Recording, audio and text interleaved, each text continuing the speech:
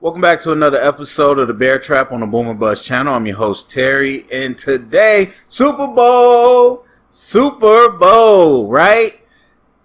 N'Keal Harry from the New England Patriots traded to our Bears for a 7th-round pick in 2024. So remember when I got on and I said, hey, pretty sure it looks like we're building a roster that's not built to compete. And everyone lined up, not everyone, but a lot of people lined up to tell me how I was a hater, not a Bears fan. I was so wrong. Yeah, we know. Now that it's July and we're getting ready to start training camp, how do y'all still feel about that? Do y'all still feel that Ryan Poles did a great job building this roster? Now, I'm not saying this is due to Ryan Poles' lack of ability or anything. As I said the first time, this is by design. Too many people that want to sit here and act like, no, we're going to the playoffs. No, we are not. If we go to the playoffs, well, first of all, they already added an extra spot. So, there's that. But then on top of that, the NFC would have to be extremely trash if we made it to the playoffs. And so that has nothing to do with, oh, we're the Bears and we just, no, it has everything to do with the roster.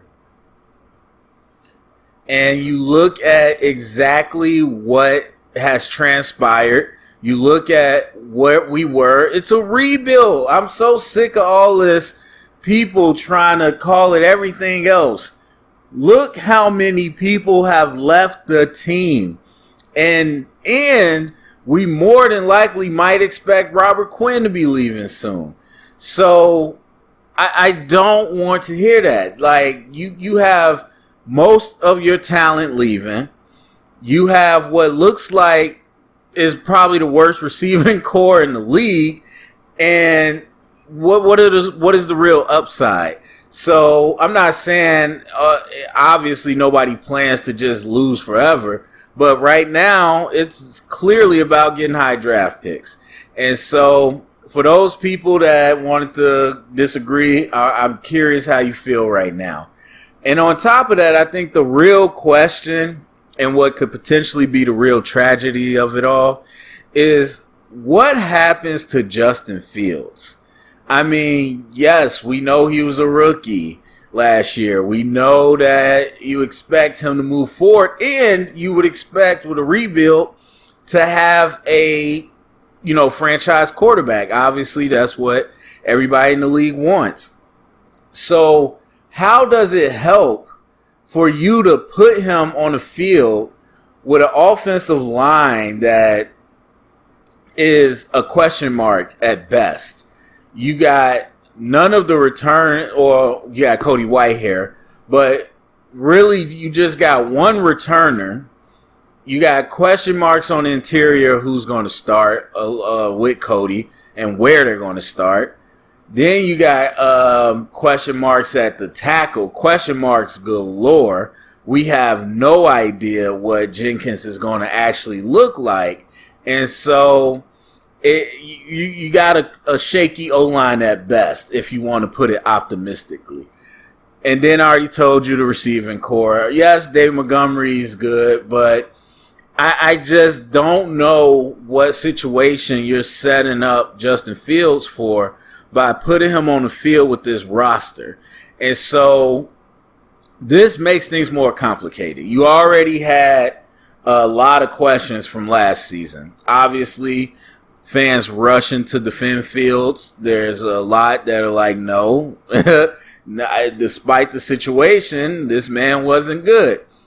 And so I think you're setting yourself up for another year of that.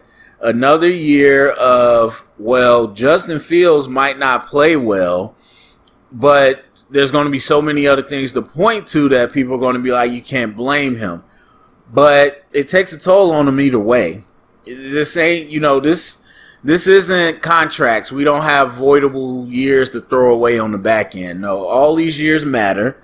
And for him to be going into his second year psychologically is going to be a lot on him. And then not only having a lot on him as a full-time starter, but not having the talent or feeling like you don't have the talent around you, leading you to press and to do more than you probably should, which might result in worse play than you probably should be playing. And so this is going to complicate matters a whole lot.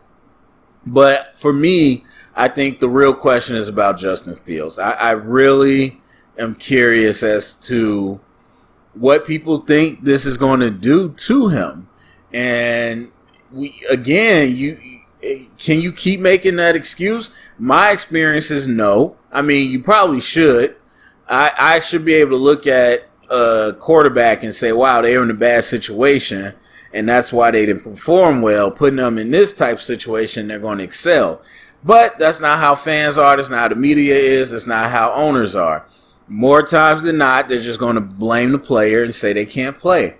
So could he be looking at a Trubisky-esque career? I don't know. But we bring in N'Keal Harry. Oh, and I didn't even talk that much about him, but that's pretty simple. I don't want to hear any of this backlash. I really don't. First of all, he wasn't that great coming out of college. Second of all, we know the up and down career he had with New England, starting off from the very beginning and then really getting in the doghouse. And then they tried to trade him multiple times before. They never really got it done. And even if you want to blindly walk past all that, just look at what they gave up for him. Not only did they give him a 7th round pick, but we're talking about a 7th round pick that is 2 drafts from now. So that's all you need to know.